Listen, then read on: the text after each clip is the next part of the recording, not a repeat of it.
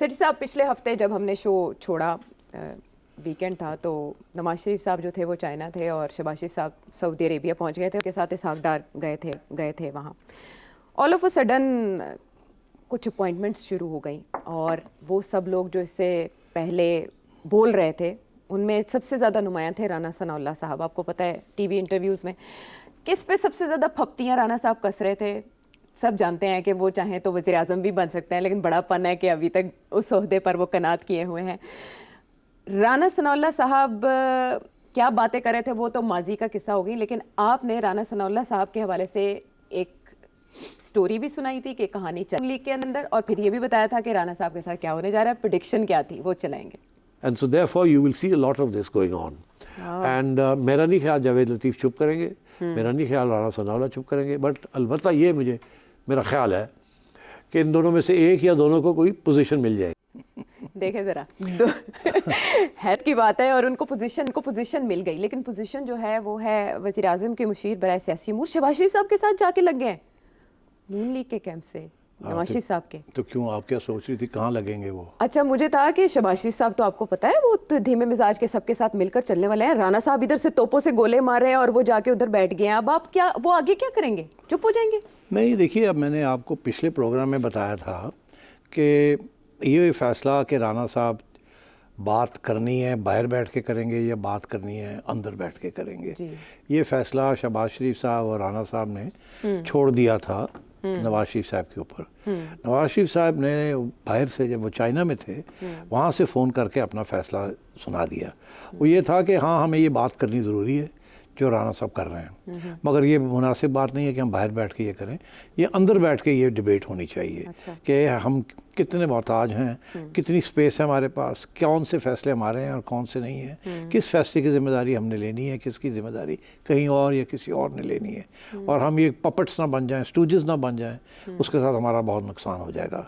हमारा अपनी भी एक राय होनी चाहिए, अंगूठे पे अंगूठा नहीं लगाना चाहिए। तो ये डिबेट चल रही थी। अच्छा। तो उसमें फिर फैसला नवाज शरीफ साहब ने यही किया कि राना साहब तुसी जाके बैठो इस्लामाबाद विच, और जाके काबीना बैठो, और जो गल करनी है उत्थे तुसी खुल के करो। वहाँ आपके और भी साथी हैं और शहबाज साहब भी हैं। अगर शहबाज साहब एक बात कहते हैं और आपका मौका फ़र्क है तो सबके सामने करें, वहाँ फ़ैसला हो जाए। उसके बाद जो भी फ़ैसला होता है उस पर सब टिक जाएँ, ये नहीं कि फिर बात और बढ़ाएं। तो मेरा ख्याल है दिस वाज अ डिसीजन, और इसलिए अब राना साहब जो है वो काबीना में बैठेंगे। उनकी एक बड़ी सीनियर हैसियत है और वो बात खुल के करेंगे जो उन्होंने करनी है। मेरा नहीं ख्याल कि वो हाँ में हाँ मिलाएंगे, मगर ये ऐसे भी नहीं है कि वो डिस्टेबलाइज़ करेंगे। अगर आप मेरे से कोई और प्रेडिक्शन चाहते हैं ज़ाहिर है हम चाहते हैं कि बाकी क्या होगा। असल में राना साहब का जो एक्सपीरियंस है वो दाखिला में भी है, कानून में भी है। अब जब वो उधर मशवरे देंगे तो ज़ाहिर है इन्हीं वजारतों से मुतालिक देंगे, उन वजारतों पे तो वहाँ कोई और। अच्छा, अब बड़ी इंटरेस्टिंग बात आपने की। आपने शुरू आज प्रोग्राम किया, इफ हवाला दिया कि जी मोहसिन नकवी साहब का, ऐसे ही है ना? ये एक्चुअली राना साहब का टारगेट थे वो। अच्छा, तो उन्होंने टारगेट नहीं थे, उनसे सवाल पूछा गया, उन्होंने कहा यार वो तो जो उनके साथ हैं, जो उनको बैकिंग कर रहे हैं, वो जो चाहें वो प्राइम मिनिस्टर भी बन सकते हैं। अच्छा, अब बात यह है कि ये बात में वज़न तो है कि मोहसिन नकवी साहब जो है उस जिस स्पीड से वो उभरे हैं और जिस स्पीड से वो उनकी तरक्की हुई है, वो आम चीज़ नहीं है। It's quite a special extraordinary development. अच्छा, और उनको जो ओहदा दिया गया है वो है होम मिनिस्ट्री का। होम मिनिस्ट्री जो है वो इस्टेब्लिशमेंट अपने पास रखना चाहती है, इसीलिए जिस सख्ती के साथ उन्होंने पीटीआई को निपटा है वो एक तारीख में लिखा जाएगा, जो इस्टेब्लिशमेंट का रोल और जो ब्यूरोक्रेसी का रोल था यहाँ। तो अब इस्टेब्लिशमेंट ये पैगाम देना चाहती थी पीटीआई को भी और भी लोगों को और मीडिया को भी, और भी जो लोग इस्टेब्लिशमेंट को चैलेंज करते हैं या डिस्टेबलाइजेशन करते हैं, कि हम सख्ती से कुचलेंगे इनको।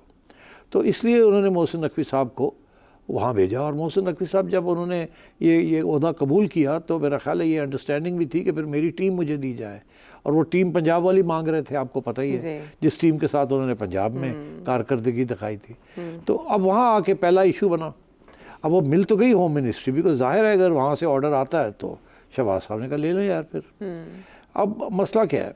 मसला ये है कि थोड़ा सा सियासी लोगों में और इस्टेब्लिशमेंट में ये फ़र्क होता है। इस्टेब्लिशमेंट बहुत सी चीज़ें ब्लैक एंड वाइट में देखती है, जल्दी फैसले करती है, डिसाइसिव होती है, इधर उधर की बात नहीं करती, ज़्यादा पॉलिटिक्स नहीं खेलती। पॉलिटिशियंस का तो काम है पॉलिटिक्स खेलना। पॉलिटिशियंस का काम है कि लड़ाई झगड़े इतने नहीं करने।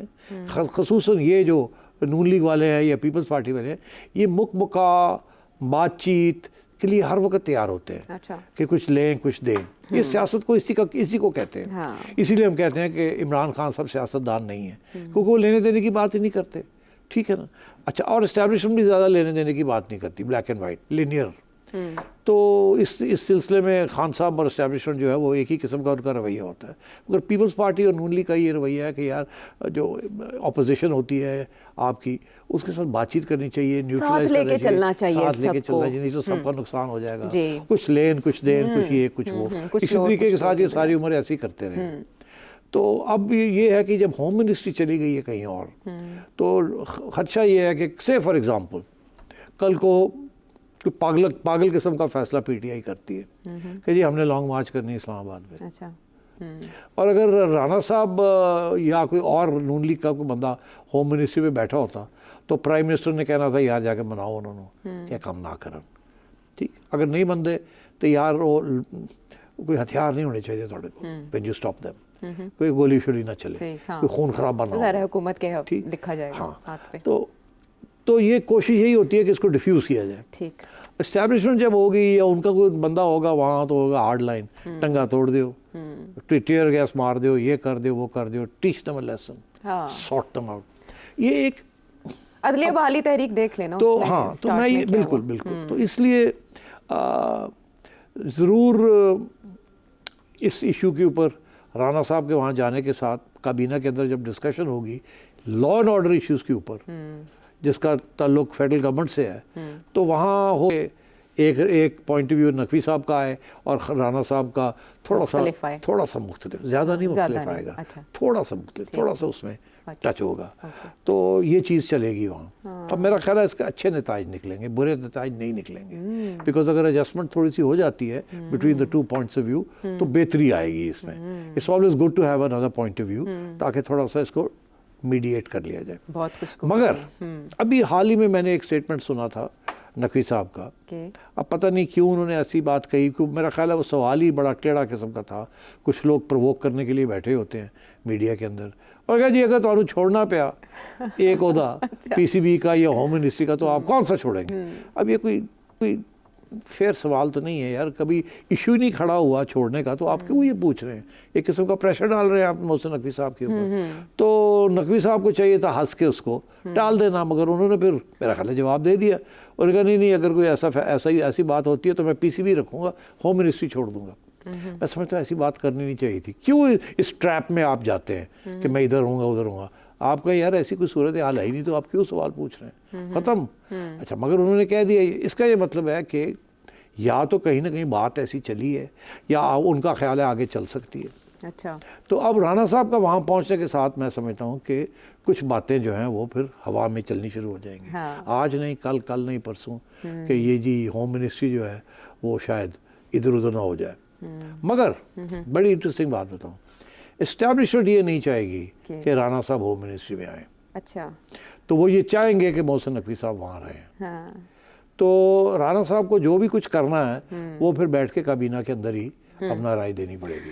हाँ, ज़रूरी तो नहीं है ना कि मोहसिन साहब उससे रुखसत, तो ये हो सकता है कि काम थोड़ा मुश्किल बना दिया जाए, थोड़ा इतना आसानी से, वो क्या कहते हैं फ्री वॉक, केक वॉक नहीं हो उनके लिए ना। अच्छी बात है ना, कैबिनेट इसीलिए होती है, डिस्कशन के लिए होती है। हाँ, आपस में मिलजुल कर काम करें। तो मैं समझता हूँ कि ये अच्छी बात है राणा साहब वहाँ चले गए। इसमें कोई अच्छा, वो जो लोग हैं, जो लोग व्लॉगर्स हैं, कुछ लोग कह रहे हैं जी अब तो वहाँ लड़ाई झगड़े होंगे, राणा साहब ये कहेंगे, मोहसिन नकवी साहब ये कहेंगे, शहबाज साहब बीच में फंस जाएंगे, इस्टेब्लिशमेंट ये कहेगी। वो मैं समझता हूँ ऐसे नहीं होगा। उसकी वजह क्या, एस्टैब्लिशमेंट भी अफोर्ड नहीं कर सकती कि ये जो सिस्टम है ये रैप अप हो, और नून लीग भी अफोर्ड नहीं कर सकती कि ये सिस्टम रैप अप हो जाए। अगर ये सिस्टम डिस्टेबलाइज हो गया एस्टैब्लिशमेंट की नाराज़गी की वजह से या नून लीग की इंसिस्टेंस की वजह से मिसअंडरस्टैंडिंग्स क्रिएट हो गई, इसका सिर्फ फ़ायदा इमरान खान को होगा और पीटीआई को कैंप को होगा, और ना एस्टैब्लिशमेंट को फ़ायदा होगा ना नून लीग को फ़ायदा होगा। तो इसलिए मैं समझता हूँ कि ये छोटी मोटी कशमकश चलती रहती है, ठीक है, मगर ये कहीं जाके एक्सप्लोड नहीं करेगी। अच्छा। वो सूरत हाल नहीं होगी कि सेम पेज से ही हट जाए। इनकी मजबूरी है सेम पेज पे रहना, अच्छा, जो कि बाजवा साहब और इमरान खान की मजबूरी नहीं थी। वो अगर मजबूरी होती तो फिर ये ना होता जो कुछ हुआ। बाजवा साहब ने अपोजिशन बाहर बैठी हुई थी, खड़ी हुई थी, उनके साथ राब्ते कर लिए थे एट सम स्टेज और दी अदर। यहाँ वो जो एस्टैब्लिशमेंट किसके साथ राब्ता करेगी? खान साहब के साथ? हाँ नहीं, वो तो तो कोई वो हो नहीं चांस नहीं सकता, है, वो तो कोई वो हो अभी नहीं तक सकता। नहीं। इसलिए मैं ये समझता हूँ कि इनको चलना पड़ेगा एक दूसरे के साथ।